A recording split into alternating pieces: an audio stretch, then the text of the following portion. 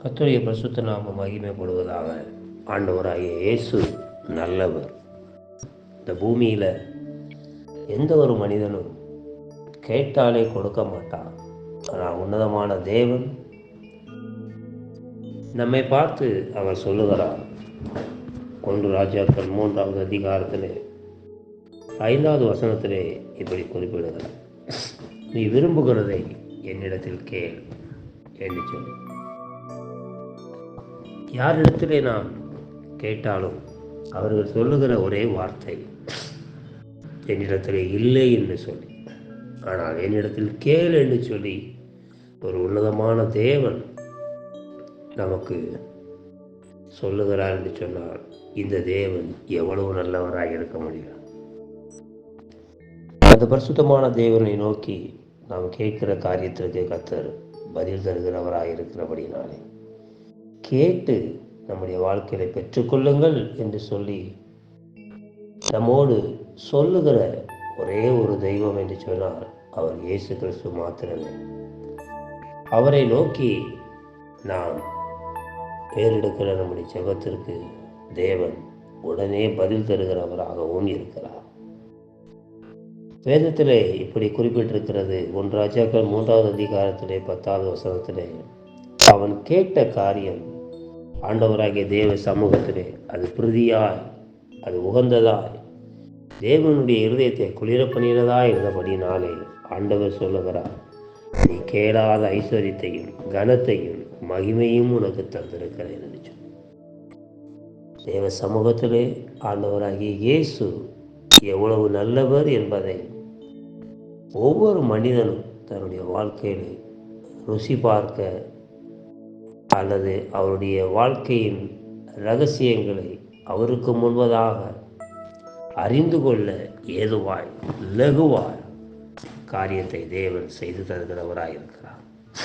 அவரை நோக்கி நாம் கேட்போம், அவரை நோக்கி நாம் பார்ப்போம், அவரை நோக்கி நம்முடைய பயணத்தை செய்வோம்.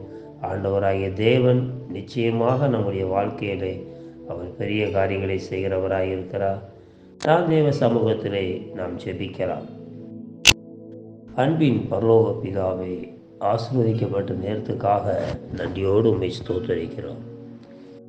இந்த வேளையிலே உம்முடைய முகத்தை நோக்கி பார்க்கிறதற்கு அடியேனுக்கு மன தைரியம் கிடைத்தது என்று சொல்லி உம்முடைய சமூகத்திலே உம்மை நோக்கி பார்க்கிற ஆண்டவரே, இந்த பூமியிலே எங்களை நேசித்து எங்கள் குடும்பத்தின் மீது அன்பு உள்ளவராய் நீர் இருக்கிறபடினாலே உமக்கு நன்றி செலுத்துகிறோம்.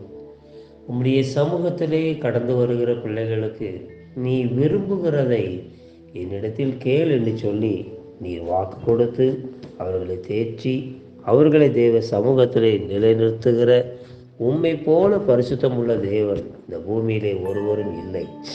உம்முடைய முகத்தை நோக்கி பார்க்கிறோம். உம்முடைய நல்ல நாமத்தை மகிமைப்படுத்துகிறோம். இயேசு கிறிஸ்துவின் நாமத்தில் ஜெபிக்கிறோம், ஜீவனுள்ள நல்ல பிதாவே. ஆண்டவராகிய இயேசு கிறிஸ்துவை நேசிக்கிற அன்புள்ளங்களே, இயேசு உங்களுடைய வாழ்க்கையிலே உங்களுடைய குறைவுகளை மாற்றி உங்களுடைய வாழ்க்கையிலே உங்களை ஆசீர்வதித்து உங்களை பலப்படுத்த வேண்டும் என்று சொன்னால் அவரை மாத்திரம் நம்புங்கள். அவருடைய சொல்லுக்கு கீழ்ப்படுகிறவர்களை கர்த்தர் நிச்சயமாக ஆசீர்வதித்து பலப்படுத்துகிறவராயிருக்கிறார். அதில் எந்த விதமான சந்தேகமும் இல்லை. வேதத்தில் உள்ள மனிதர்களை நாம் திருப்பிக் கொண்டாலும் அல்லது நம்முடைய தனிப்பட்ட வாழ்க்கையிலே நாம் பரிசுத்தமாய் யார் யார் வாழுகிறார்கள், யார் தேவனுக்கு பிரியமானவர்களாக இருக்கிறார்கள் என்பதை நம்முடைய கண்களினாலே நாம் காண வேண்டும் என்று சொன்னாலும் அவர்களுடைய விருப்பத்தை நிறைவேற்றி அவர்களை ஆசீர்வதிக்கிறவரை ஆண்டவர் மாறாதவராய் இருக்கிறார் என்பதை நாம் புரிந்து கொள்ள முடியும். நீதிமொழிகளின் புஸ்தகத்திலே 10வது அதிகாரத்திலே 24வது வசனத்திலே நாம் இப்படி வாசிக்க முடிகிறது. ஆண்டவராகிய தேவன் சொல்லுகிறார், நீதிமான் விரும்புகிற காரியம் அவனுக்கு கொடுக்கப்படும் என்று சொல்லும். நீதிமானாக தேவன் நம்மளை மாற்றுகிறார் என்று சொன்னான். நாம் பாவிகளாக இருந்தாலும் நம்முடைய தாய் நம்மளை பாவத்திலே கற்பம் தரித்திருக்கிறாள் என்று சொல்லி தாவீது தன்னுடைய நிலையை குறித்து அவர் சொல்லுகிறார். நான் துர்க்குணத்தில் உருவானேன், என் தாய் என்னை பாவத்தில் கற்பம் தரித்தாள் என்று சொல்லி.